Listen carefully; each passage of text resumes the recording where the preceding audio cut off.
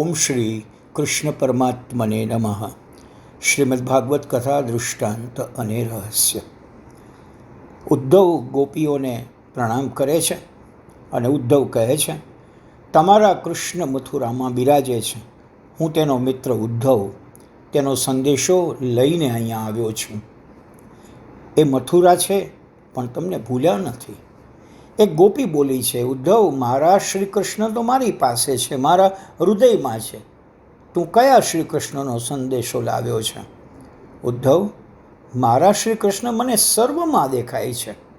જે શ્રી કૃષ્ણ સર્વમાં છે, જે પરમાત્મા સર્વમાં દેખાય, તેને તું મથુરામાં રાખે છે. આ તારું જ્ઞાન કેવું? ઉદ્ધવ, તું હજી કોરો રહ્યો. શ્રી કૃષ્ણ શું એકલા મથુરામાં છે? તે તો સર્વત્ર છે. ગોપીઓ ઉદ્ધવને ટેકો કરવાને બદલે ઠપકો આપી રહી છે કે તને ભગવાન એકલા મથુરામાં કેમ દેખાય છે? તે સર્વવ્યાપક છે. અમને તો તે અહીંની દરેક વસ્તુમાં દેખાય છે. જુઓ ને, પેલા કદંબના વૃક્ષ પર ચડીને બંસરી બજાવી રહ્યો છે. તમને તે નથી દેખાતો? તમને બંસીનો નાદ નથી સંભળાતો? ઉદ્ધવ, જો તને શ્રી કૃષ્ણનો સાક્ષાત્કાર થયો હોય તો તેને છોડીને અહીંયા આવ્યો જ ના હોત. તેને છોડીને અહીં આવ્યો છે એમ અમે માનત જ નહીં. કૃષ્ણ અહીં પણ તને દેખાત. તમને હજુ ઈશ્વરનો સાક્ષાત્કાર નથી થયો ઉદ્ધવજી. દાન, વ્રત, જપ, તપ, હોમ, વેદાધ્યયન, ધ્યાન, ધારણા, સમાધિ અને કલ્યાણ, અન્ય જુદા જુદા પ્રકારના સાધનોથી એ જ પ્રયત્ન કરવામાં આવે છે કે તેથી ભગવાનની પ્રાપ્તિ થાય. ભગવાનને મેળવવા માટે આ સર્વ સાધનો કરવામાં આવે છે.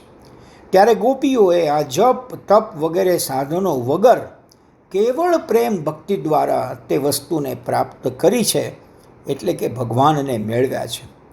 તેઓ વિના પ્રયાસે સાર્વત્મ ભાવવાળી બની છે.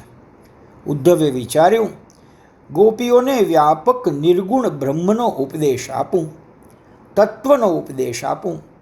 ઉદ્ધવ તે પ્રમાણે ગોપીઓને સમજાવે છે.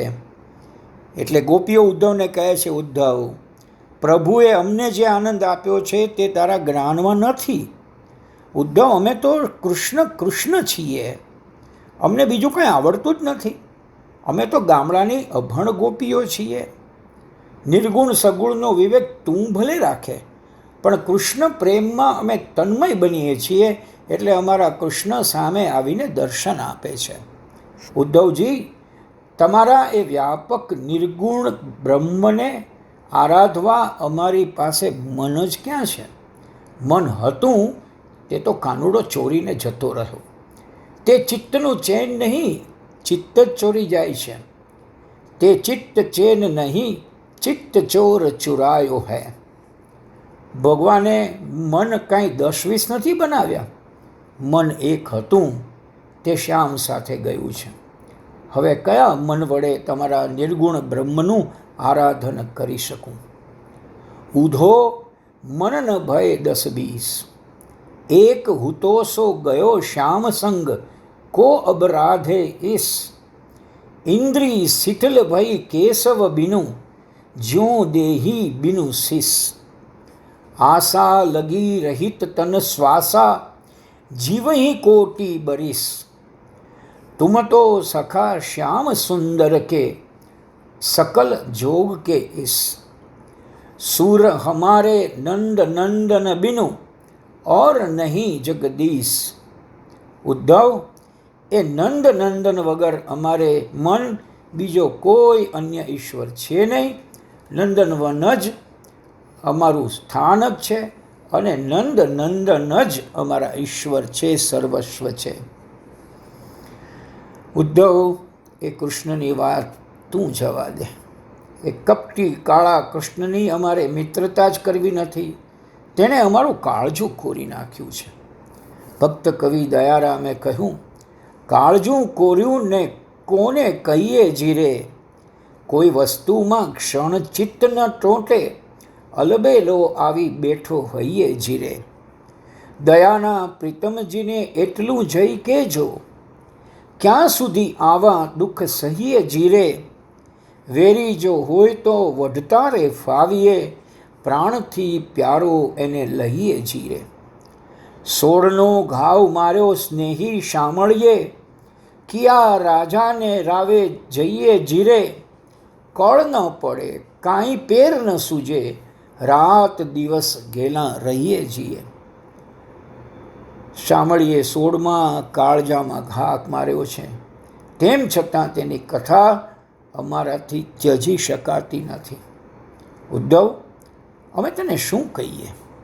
જે દિવસે નંદ મહોત્સવ થયો તે નંદ મહોત્સવ સમયે અમને પ્રથમ શ્રી કૃષ્ણના દર્શન થયા. ત્યારથી તેમણે અમને પોતાની કરી લીધી છે. ગોપીઓ કહે છે, ઉદ્ધવ તને શું કહીએ? કૃષ્ણ કેવા છે તે તું ક્યાં જાણે છે? શ્રી કૃષ્ણને જે જાણે તે સગુણ કે નિર્ગુણની ભાંજગડમાં પડતો જ નથી. તેને જ્ઞાનની વાતો જ કરી છે.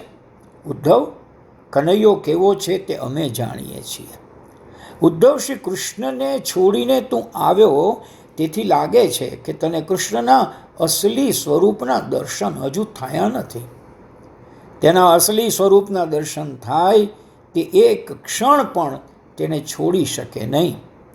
ઉદ્ધવ કહે, તું કોનો સંદેશો લઈને આવ્યો છે? ગોપીઓ પ્રેમમાં પાગલ બની છે. ત્યાં એક સખીને ઝાડમાં શ્રી કૃષ્ણનો અનુભવ થયો. જઈને ઝાડને આલિંગન આપે છે અને કહે છે, મારા કૃષ્ણ, મારા કૃષ્ણ. ઉદ્ધવ વિચારે છે, આને વૃક્ષમાં પણ શ્રી કૃષ્ણ દેખાય છે. ઉદ્ધવને લાગ્યું કે હું વ્યાપક બ્રહ્મનું રટણ ચિંતન કરતો હતો, પરંતુ મને વ્યાપક બ્રહ્મનો અનુભવ થયો નથી. વ્યાપક બ્રહ્મનો અનુભવ તો આ ગોપીઓ કરે છે. જોકે તેઓ તત્વજ્ઞાન નથી જાણતી. ઉદ્ધવને લાગ્યું વેદાંત ગોખીને આવ્યો હતો, પણ વેદાંતનો અનુભવ તો આનંદ, યશોદા અને ગોપીઓ કરી રહ્યા છે. હરિ ઓમ.